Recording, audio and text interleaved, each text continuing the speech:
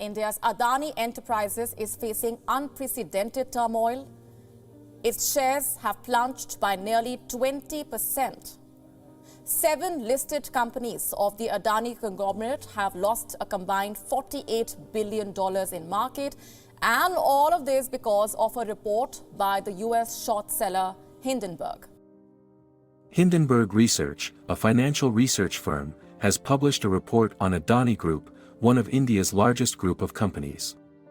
The report takes a closer look at the company's financials, operations, and controversies.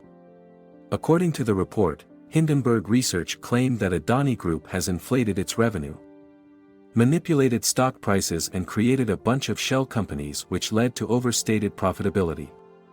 In this video, we are going to discuss what is Hindenburg Research, and what are the key highlights of the report published by Hindenburg Research on Adani Group. What is Hindenburg Research? Hindenburg Research is an investment research firm with a focus on activist short selling. Hindenburg focuses on publicly traded companies and industries. Their main operations include: Number 1.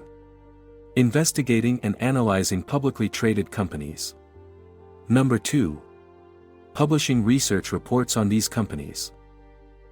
Then the Hindenburg Research takes a short position in the stock market and makes profits. What is short selling?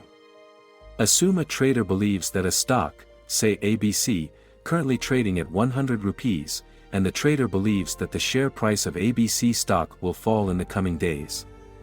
So, the trader sells the shares at 100 rupees and buys the stock at around 60 rupees. In simple words, the trader borrows the shares and replaces them by buying them again after a price drop. This is not just to make profits in the stock market by throwing false allegation. Hindenburg does the thorough research and publishes the legitimate reports if they find any vulnerabilities. Hindenburg has targeted about 30 companies since 2020, resulting the decline in their stock price nearly 15% next day and nearly 26% 6 months later.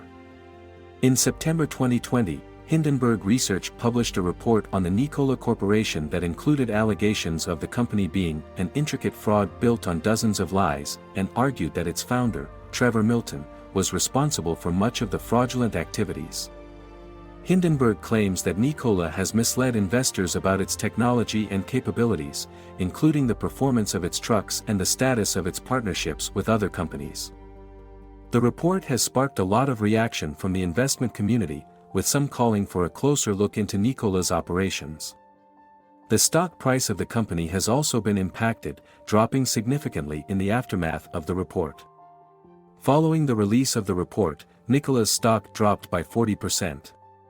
At one point Nikola had valuation of $34 billion, and is now worth $1.3 billion. Let's take a look at Adani Group financials and key highlights in the report by Hindenburg. Now, industrialist Gautam Adani became the second richest person in the world according to the Forbes. Adani Group is the second largest conglomerate in India, run by its chairman and founder Gautam Adani, who is currently the third richest man on earth, previously having reached the second spot. The group has 7 key publicly listed equities, 9 in total, with a collective market value of about 17.8 trillion rupees. Over 85% of the total wealth was gained in the past 3 years, despite the COVID-19 effect on the stock market. The 7 key Adani listed companies have seen their stock prices mysteriously surge over the past 3 years.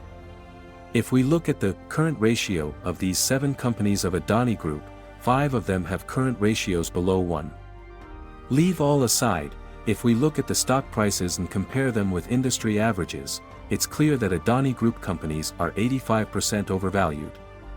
Another notable key highlight is, 4 of 7 companies are on the edge of India's delisting threshold due to high reported promoter ownership, which is 75%. Furthermore, Adani Wilmar, a new company with current insider ownership of 87.94%, must reduce its insider holdings to 75% by early 2025 to meet these requirements.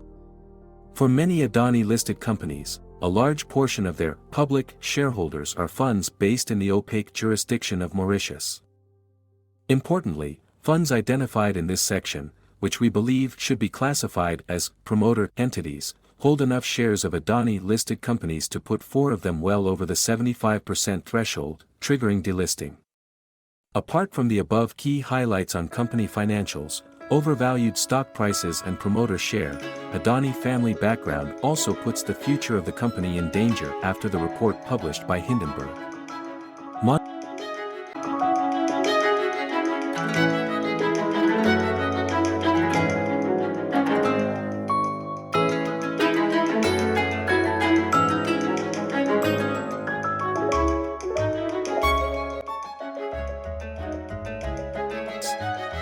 In conclusion, if the allegations raised by the Hindenburg research found to be true, Adani Group of companies will see a massive decline in its share prices.